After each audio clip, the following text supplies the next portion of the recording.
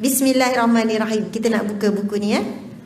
Sahabat-sahabat di FB, di live, mungkin ada orang yang tak tahu lagi buku Sahabat Dunia Akhirat ni. Kalau siapa yang berhajat untuk memilikinya, saya rasa kena turun sikit lah, macam tinggi kan? Bukan turun situ, tundukkan ni. Tundukkan, okey. Buku ini boleh tinggalkan komen. Nanti mungkin ada siapa yang berhajat untuk beli secara online, memang pihak kami sentiasa jual. Tapi buku ni direct lah mereka ambil daripada Galeri Ilmu.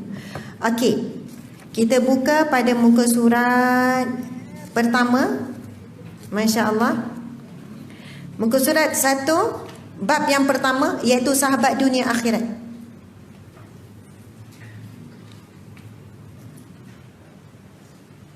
Okey, jumpa ya semua.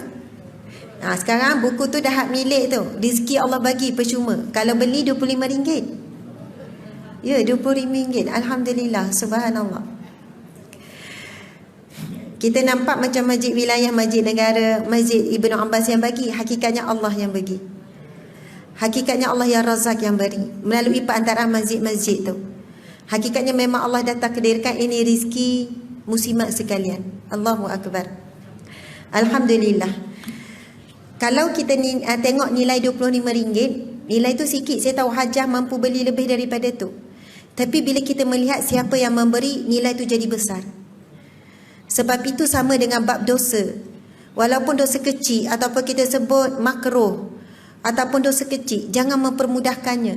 Sebab jangan lihat pada kecilnya dosa, tapi lihatlah kepada siapa yang kita berdosa, iaitu kepada Allah yang Maha Besar.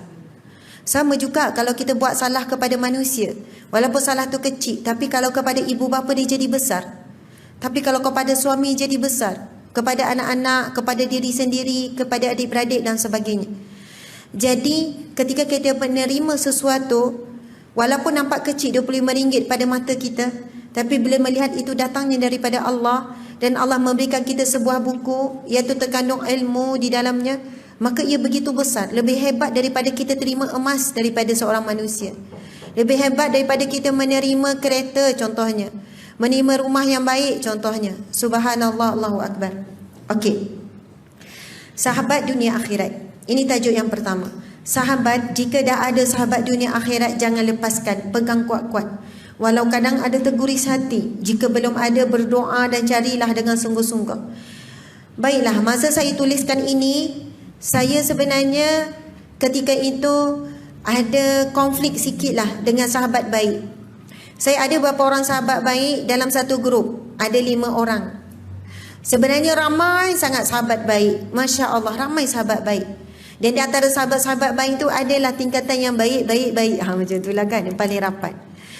Tatkala ada salah seorang sahabat yang sangat baik ini, Masya Allah, menegurkan saya, tegur saya dengan cara yang agak sentap. Macam tu. Sebab kawan baik kita ni ada yang lembut, ada yang berhemah, ada yang berlapik, ada yang direct, tak ada lapik-lapik, sentap, menyentap je kan. Masya Allah. Tak kena sentap tu, kita jawab, kita bagi alasan apa pun, dia tetap juga gini. Kita sampai terduduk, kita menangis, lepas tu rasa nak mengajuk, rasa nak left group rasa nak left group kan. Masya Allah. Lepas tu sahabat-sahabat yang lain pun, yang lain dalam grup pun sama, maksudnya bagi kita kekuatan sabar dan tegur sahabat kita ni. Janganlah keras sangat contohlah kan.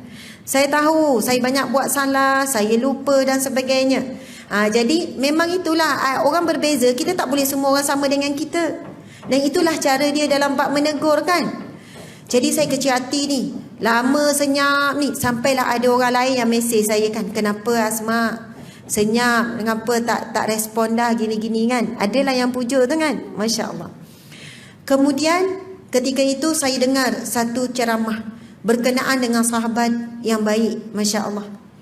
Jadi bila saya dengar tu, saya fikir, ya Allah, betapa kerasnya hati saya, sombongnya saya. Hakikatnya teguran itu datang daripada Allah. Sama ada lembut ataupun keras, hakikatnya datang daripada Allah. Sahabat saya itu perantaraan saja. Allah nak uji, saya sanggup tak terima teguran yang keras. Adakah saya memilih-milih kalau teguran daripada Allah tu nak lembut-lembut je? Kadang-kadang Allah menegur kita dengan ujian. Kadang-kadang Allah menegur kita dengan datangnya manusia yang melakukan kekerasan pada diri kita. Sehingga kita merasakan hanya Allah yang latif saja yang lembut dengan kita. Allahu Akbar, subhanallah. Jadi saya tak jadilah merajuk lama. Saya pujuk hati, saya maafkan dia. Saya pun minta maaf dengan dia. Dan saya pun tulislah status masa tu. Inilah statusnya. Walaupun kadang ada terguris hati, pegang kuat-kuat, jangan lepaskan. Sebab bukan mudah kita nak ada kawan yang sanggup tegur kita, yang sanggup meletakkan dirinya di situasi kita tak suka. Masya Allah. Tak suka tu sekejap ajalah. Bukan lama. Sebab ramai orang berkawan, dia nak best-best, seronok-seronok aja. Kawan shopping memang ramai, ibu-ibu sekalian. Kawan berjalan pun ramai, kawan mengompat lagi ramai. Na'udzubillah min zalik.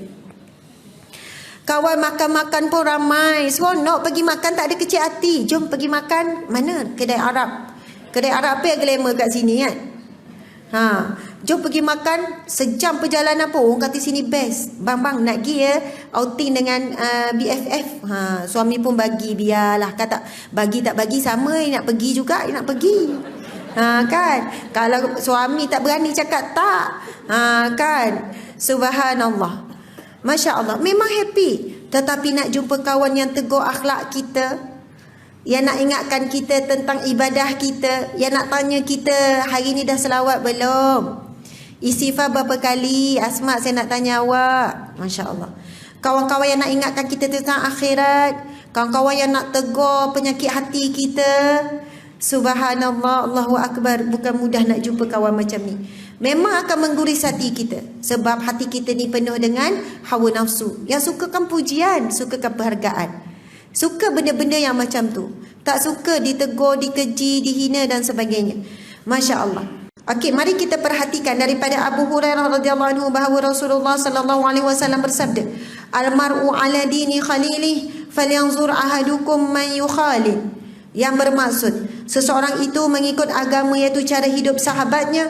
Oleh kerana itu, hendaklah seseorang kamu melihat terlebih dahulu siapakah yang patut dijadikan sahabat.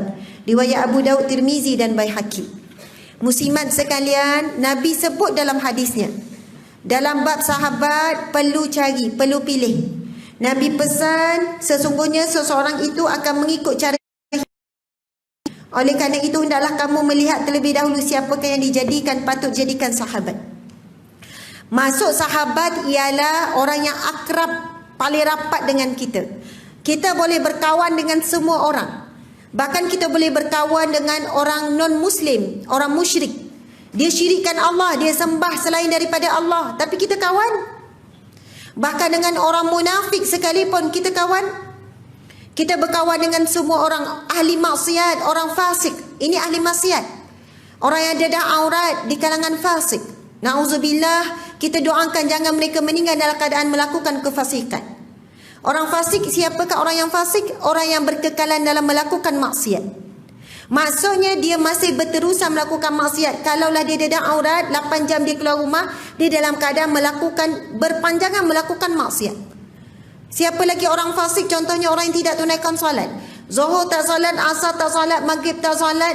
Dia berkekalan dalam dicatat dosa tak solat tu sepanjang masa. Sehinggalah habis waktu bersambung pula dosa tak solat seterusnya. Na'udzubillah, mereka mati dalam keadaan fasik. Kita mohon supaya mereka diberikan hidayah oleh Allah Subhanahu wa taala sehingga mereka bukan di kalangan yang musyrik ataupun bukan di kalangan yang fasik. Na'udzubillahi min zalik. Allahu Akbar. Muslimat yang saya kasih sekalian, ramai di kalangan wanita kata slow-slow lah berubah, jangan drastik. Boleh slow. Allahu Akbar. Kalaulah kita ni kan nak pergi ke mana-mana, tempat yang kita nak pergi sangat. Nak pergi mana? Tak ada. Tak ada tempat nak pergi mana-mana. Nak pergi mana? Nak pergi mana? Mekah. Subhanallah. Rindukan Mekah, Madinah. Okey. Kalaulah kita dapat tarikh tu kan hujung tahun ni, rasa sabar ke tak sabar nak pergi? Tak sabar, rasa lamanya. Ya Allah, sekarang bulan 8. Duduk bilang bulan 9, bulan 10, bulan 11. Ya Allah, lambatnya. Ya Allah, kenapa lama sangat masa berlalu? Tak sabar nak pergi. Nak cepat-cepat. Kemudian tiba-tiba pihak umrah ni kan, kita panggil travel agent ni kan, Ejen umrah ni telefon, Hajah dah buka dah sekarang, boleh pergi bulan 9. Hajah nak pergi bulan 9 ke bulan 12? Dia tanya, nak pergi bulan berapa? Kalau macam tu bulan 9, tapi kena bayar tambah 1,000. Tak apa, 1,000 ke 2,000, 5,000 pun saya sanggup. Dah tak sabar dah nak pergi, rindu sangat dah. Masya Allah, Allahu Akbar. Timbul rasa tak sabar, tak adanya, tak apalah, selo-selo asal selamat. Lambat pun tak apa, yang penting selamat. Allahu Akbar. Contohlah kan, anak kita bersalin. Rasa tak sabar nak pergi tengok cucu tu. Sebelum dia keluar, kita dah sampai. Masya Allah. Kalau cucu kita sakit, tak sabar. Bukanlah, tak apalah, mak pergi minggu depan, yang penting selamat. Lambat pun tak apa, selamat. Kalau ada kereta dengan motor, mana lagi laju ya?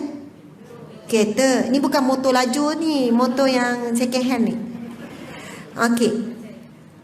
Kalau kita dah tak sabar tu kan, kita antara kapal terbang nak tengok cucu ke ni ya, dengan kereta kita akan cepat naik kapal terbang, betul kan? Tapi ramai mana manusia yang bila nak menuju kepada Allah, menuju pada pengampunan Allah, menuju ke syurga Allah, dia gunakan perkataan pelan-pelan lah. Tak boleh berubah drastik. Tapi kalau bab dunia, dia boleh berubah drastik. Kalau bab dia nak berubah hidup dia, maksudnya taraf hidup dia, dia pergi kursus tu, pergi kursus ni, belajar cepat, buat itu, buat ini, untuk mencapai satu kedudukan dalam bab dunia, dia sanggup korban waktu tidur, waktu rehat, kerja keras siang dan malam untuk capai itu. Walaupun masa dia dah tak ada masa dia berhibur, dia potong itu, dia potong, tak apa. Dia kata kena buat sungguh-sungguh, apa-apa mesti bersungguh-sungguh. Tidak ada alasan, nak 1000 daya, macam-macam ungkapan keluar untuk capai matlamat dunia. Tapi apabila untuk capai matlamat akhirat, untuk kembali kepada Allah, ramai di kalangan kita yang guna perkataan tak apa, perlahan-lahan, jangan berubah drastik, nanti kan tak kuat, patah balik. Allahu Akbar. Saya selalu pesan, boleh nak guna ayat tu, tapi adakah kamu tahu bila kamu mati? Bimbang kalau tangguh-tangguh. Ustazah, saya perlahan Ustazah, tapi saya tengok puan dah 2 tahun, perlahan sangat. Perlahan sangat tu. Kok meninggal dulu, tak sempat nak berubah betul-betul. Maksudnya saya belajar selok-selok, okeylah sikit-sikit. Dah jumpa berapa bulan, dah hujung tahun, sikit sangat tambah, masih lagi atas dada. Kadang rasa macam nak tarik, kata puan tak cukup duit ke macam mana ni kan? Masya Allah. Puan labuhkan sikit, tutup dada, malu, ada sifat malu, tutup sikit dada, bukan nak suruh pakai labuh sangat. Masya Allah. Kehidupan Allah dah tingkatkan kualiti, dah jadi begitu begini, rezeki begitu begini. Kenapa tak boleh tingkatkan kualiti pakaian kita, wahai para muslimat sekalian? Masya Allah. Dan kita kalau dah elok, jangan pula ada rasa sombong. Tengok macam tu orang tu kan. Masya Allah. Tapi ada sekarang pakaian yang mana walaupun tudung tu tak labuh, tapi baju tu longgar. Kalau baju tu betul-betul longgar, tak nampak bentuk badan, silakan.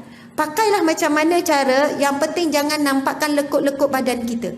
Ada 2 saja anggota badan yang boleh dinampakkan lekuk. Kepala, mana boleh tak ada lekuk ni? Nak pakai macam mana? Kepala dan juga bahu.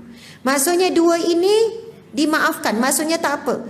Tapi lekuk yang lain cuba usaha untuk menyembunyikannya. Kalau dah cuba tapi kebetulan lekuk itu tak mampu ditutup walaupun baju longgar, maka dimaafkanlah.